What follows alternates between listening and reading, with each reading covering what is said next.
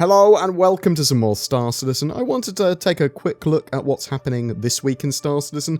There's also been a load of questions answered by devs on Spectrum over the last few days, and I wanted to do a summary of them here too. They cover a wide range of topics: technical debt, Squadron 42 tech, and a load more. The most asked and yet unanswered question at the moment though is where is Alpha 3.10, and we're still waiting on 3.10 to go to the first wave of PTU. That could literally be at any time at the moment, with Cloud Imperium confirming it's going to be sometimes this week, assuming there's no major other issues that turn up. There have been some delays with release candidates not fixing some blockers needed to go out to the wider PTU or first wave PTU, which they were working on or currently are working on.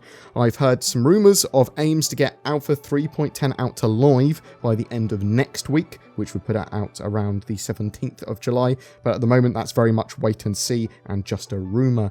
We've got a couple of interesting things happening this week. On Wednesday, we have the Foundation Festival, which celebrates humanity's coming together by honouring the wonderful Star Citizen community and all incredible things they've built both in verse and here on Earth, is what they've said. So that sounds to me like they might be looking at a load of cool physical things that the community has built for Star Citizen, in my opinion. Maybe there'll be a little tiny sale associated with it or something as well, and we'll have to wait and see. Maybe we'll see some sort of like interiors environments or something like that. Thursday, there's going to be some infographics looking at character creation choices. I'm quite interested in metrics and things like that, infographics and all that sort of jazz. I like seeing what people, why they make choices and that sort of stuff. On Friday, we've got Star Citizen Live, which is going to be on Twitch, on the Star Citizen Twitch at 5 PM. They've got concept artist Gavin Rothery. They're going to be diving into his work, taking a chronological exploration of his concepts for Star Citizen, running through his designs and chatting about work done along the way. So he's worked on ships like the Kraken, the Ares, the Mole, to name but a few. I'm hoping we get some details on what he might be working on at the moment. So there's a load of questions that were answered by devs on Spectrum, and let's go over some of them. There was a question on server meshing, object container streaming, and Squadron 42 by Mordavec, asking if the technologies are needed for Squadron or just the persistent universe, or both.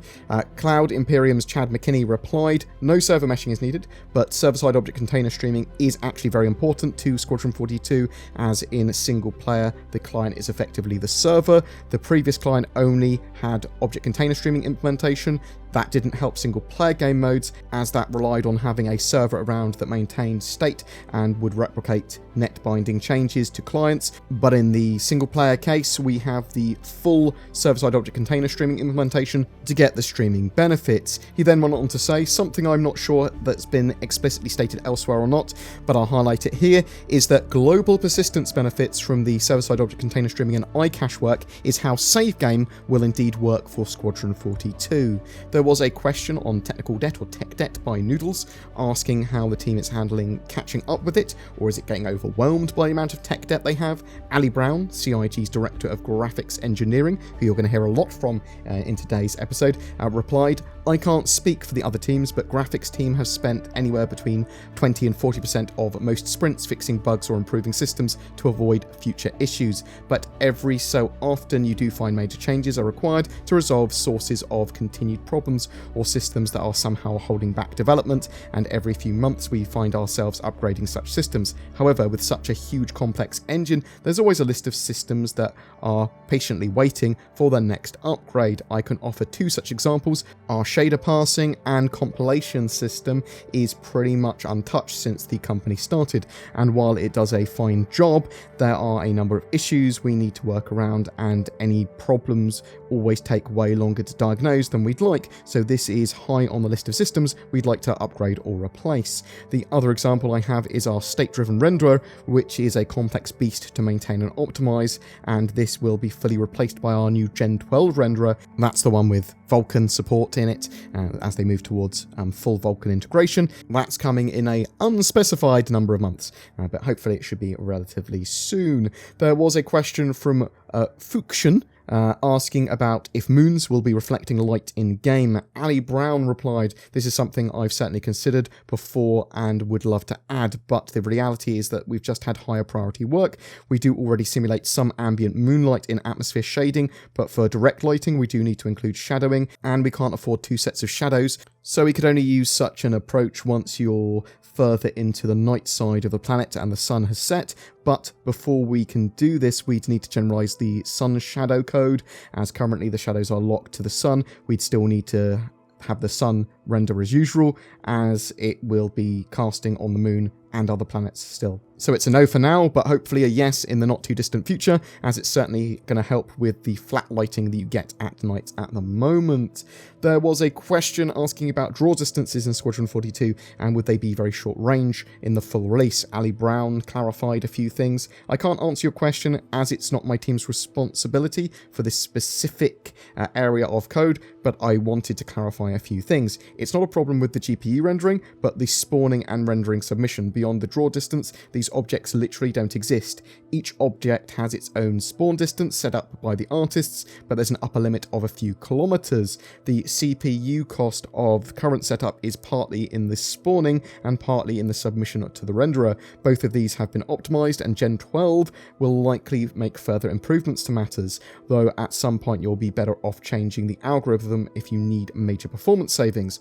But I can also say I have a lot of confidence in the very talented artists behind Squadron 42, and they'll certainly squeeze the very best out of the system, or force it to be bent to their will. By the way, on a related note, vehicle draw distances were actually massively increased to help gameplay, and should now be visible till they're just a few pixels wide, and we'll review space stations very soon to ensure they're drawing far enough. There was a request to add resolution scaling to the graphics options. Ali Brown replied again, instructions received. Generally, a resolution scale reduces the game resolution while keeping the UI at the native res. However, many of our UI screens are in the world, so in our case it'd actually need to render certain parts of the scene at native res too, which throws up some interesting problems where they meet. But my current intention, note intention does not mean promise or soon, is to add resolution scaling, dynamic resolution scaling, to attempt to maintain a desired FPS, and temporal upsampling, reconstruct the native resolution scene over time if the camera isn't moving too fast. But before that, we need the Gen 12 renderer and the Vulkan backend working, as this will give us the greatest performance improvement for most backers, at least in terms of what my specific team can deliver. There was also a question about the potential of an addition of a remote turret, or changing turrets to remote turrets on the Caterpillar, and potentially other ships for better defense, and could tech updates allow for more remote turrets on ships. M. Gibson from CIG replied, it's not the case of needing a code change to make pilots be able to use turrets remotely, it's a design choice. In the future, AI blades and crew will be able to be used, so at this time we have no plans to slave the remote turret to the pilot. Ben Parry replied in regard to someone asking if the coils, gas clouds and tech will be used for weathers and storm stuff. Unfortunately, the coil and gas cloud tech gets a lot of its performance from pre-calculating its lighting, especially the sun, meaning that it's not a drop-in match for something like sandstorms, seeing that they need to churn and crawl across the landscape. And that's it for today's dev responses. I'm keenly awaiting Alpha 3.10 to go to first wave PTU. If you've got any questions about Star Citizen or something you'd like a dev to answer, feel free to drop it in the comments below. I'm sort of wanting to do a potential weekly thread on Spectrum, maybe, trying to get some questions answered by devs if possible, or maybe making a show where I'll see if CIG will answer email-based questions, if we get enough of them together that are sensible and it looks plausible they could do that. Maybe we'll have a look. I want to do some more content. I want to sort of like poke some holes in the bear. That's an analogy I just made up. I'm not sure what it means. Maybe you could tell me what you think that means in the comments below as well. Thanks for watching, guys. Every month there's a ship giveaway. For the month of July, we have a Banu Merchantman and Star Citizen game package to give away. All you need to do to be in for a chance of winning that is comment on any of my videos made during July 2020. Details to that down below in the links. I'm also a shill for NordVPN. If you're looking for a VPN, then Nord should be considered. It's cheap and fast and helps keep you secure, anonymous, and give you greater access to websites and informations. Use the links below if you're thinking about getting a VPN. Also, a special thank you to Azatec for supporting my content. Find out more down below because they sent me a Alienware Aurora A10, but there's more to it than that, and you can see all the details of my spec down below and all that sort of jazz. If you'd like to further support my channel or content, then please consider becoming a YouTube member, a Patreon, or even donating. But sharing, commenting, subscribing, and liking, all of that really does help too. Thank you so much for watching, and I'll see you in the verse.